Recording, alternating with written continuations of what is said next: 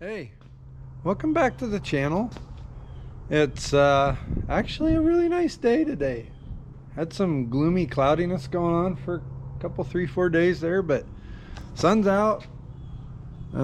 Supposed to be like 70, so life is pretty good. We ended up digging into the windshield and the top on the Fury 3, and ended up digging a little deeper than we intended. I guess not really.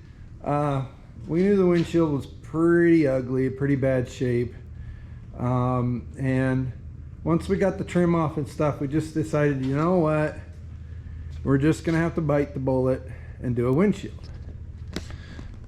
Windshields for this car aren't gonna be easy to find and are probably gonna be a little expensive, but sometimes you got to do what you do. So we're also going to have to address a little bit of rust and rot in the A-pillars on both sides. And really, you know, we're just going to have to kind of give the car an overall, you know, kind of touch up metal around the windshield, that kind of stuff. Oh. What? Wait a minute. Look what I found. Look. Yeah. Now. Huh. What year's this, Jalen? 69. What year's that one, Jalen? 69. Yeah. We bought a parts car. Surprise! Yay. So, as I was saying, windshields for the Plymouth Fury 3 are pretty much unattainable. Well, they're not unattainable.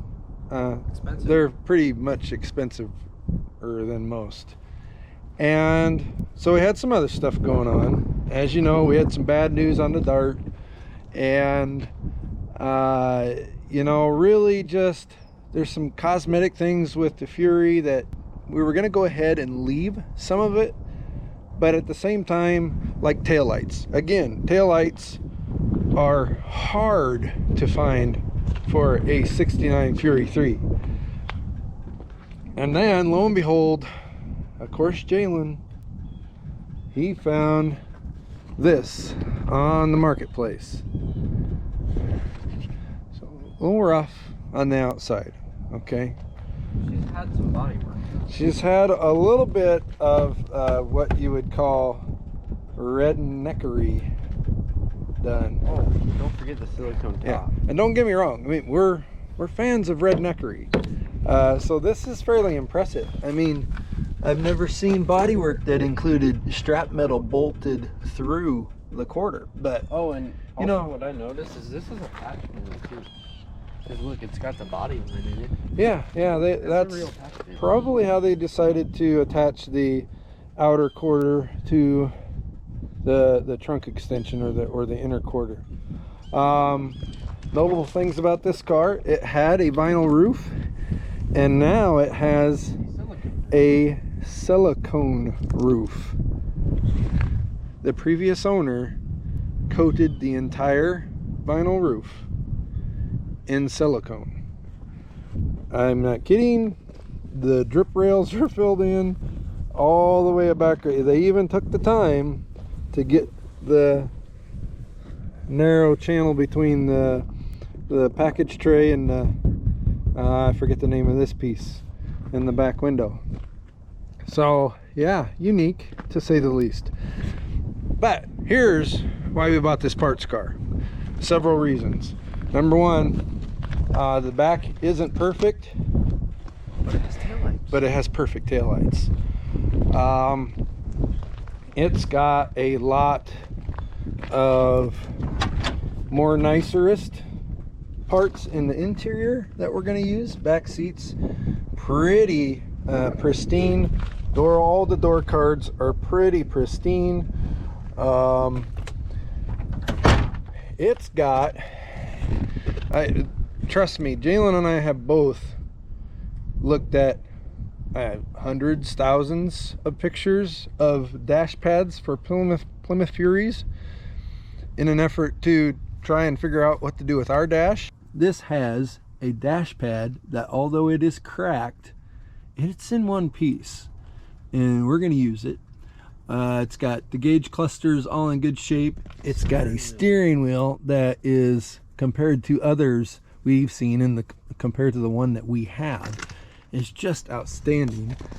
Now this, I don't think we'll be able to salvage, but it just so happens it also has a perfect headliner. If any of y'all have a secret or strategy or magical way of getting a headliner out of a car in one piece, I doubt it's possible. We might give it a try, but we'll probably butcher it either way. What else do we got? We have you know, the side panels on this car are pretty much done. It's got a good set of matching tires for rollers that we can use. It's got a really nice grille, Bumper, blinkers, and front bumper. Our bumper's got a little dent in this area and a little bit of rust where somebody had jacked against it or something. So we're probably going to go ahead and do that. It's got the Plymouth bug deflector. just like ours. Pretty cool. So we've got 2 of those now. But yeah, so Oh, and the reflectors. yeah. Oh yeah, these little reflectors in the fenders. It's got orange or amber in the front and red in the back.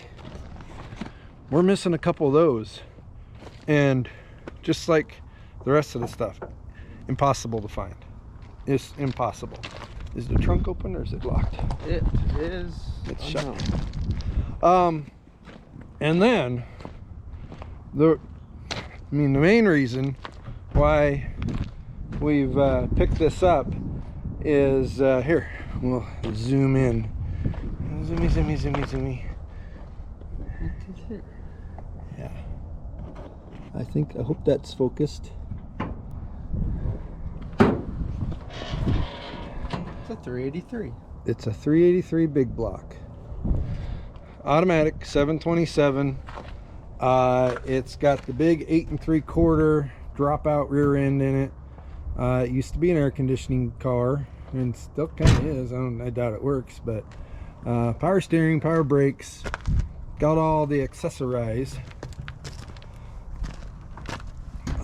Engine runs flawlessly. We took a gamble on this one, and we went and picked it up. It was about an hour and 40 minutes away.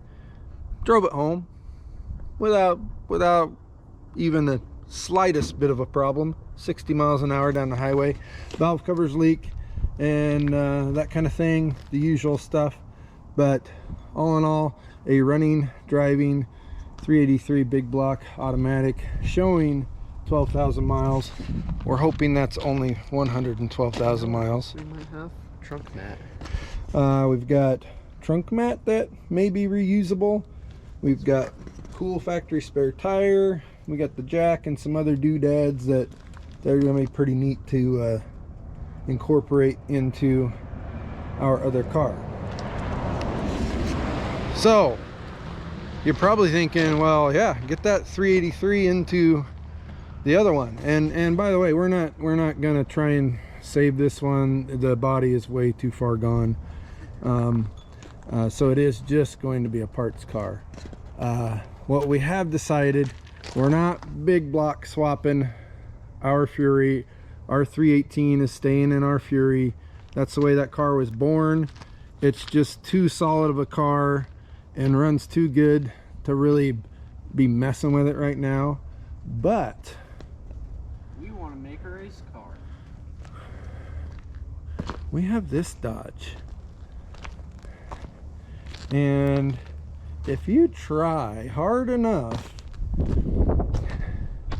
you can fit a 383 in there.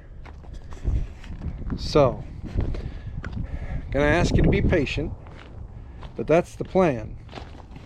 383 727 into the Dart. That weighs easily probably half of what that car does. we'll probably get a little excessive with it. I did see this is a 2-barrel 383.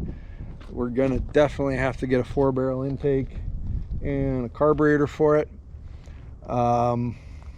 Might have to have a little bit of a cam, and then we're in need of a rear end. We're gonna have to upgrade the rear end. The 7 1/4 is not gonna live behind a 383, especially with me or Jalen driving it. So hey, I guess that's kind of an update. We're gonna right away dig into the interior of our new donor car. Gonna get what we can out of it as far as the dash. Oh, and the big one, the big part that we're gonna use is it's got a pristine, not even a rock chip windshield. So between the windshield and the dash mat and just a couple other little things, we've got half the value of, well, we've just about recouped our value in this car.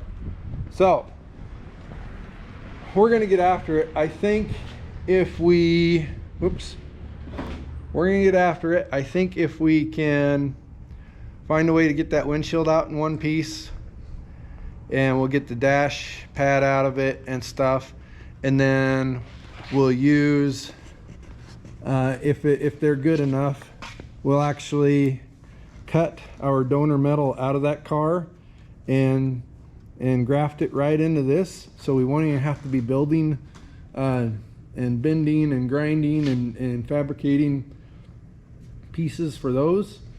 And then this should get us on a little bit of a faster track with the Plymouth. So that's what we're gonna do. We pulled one windshield. I didn't have to be careful. Now we have to be like ultra careful.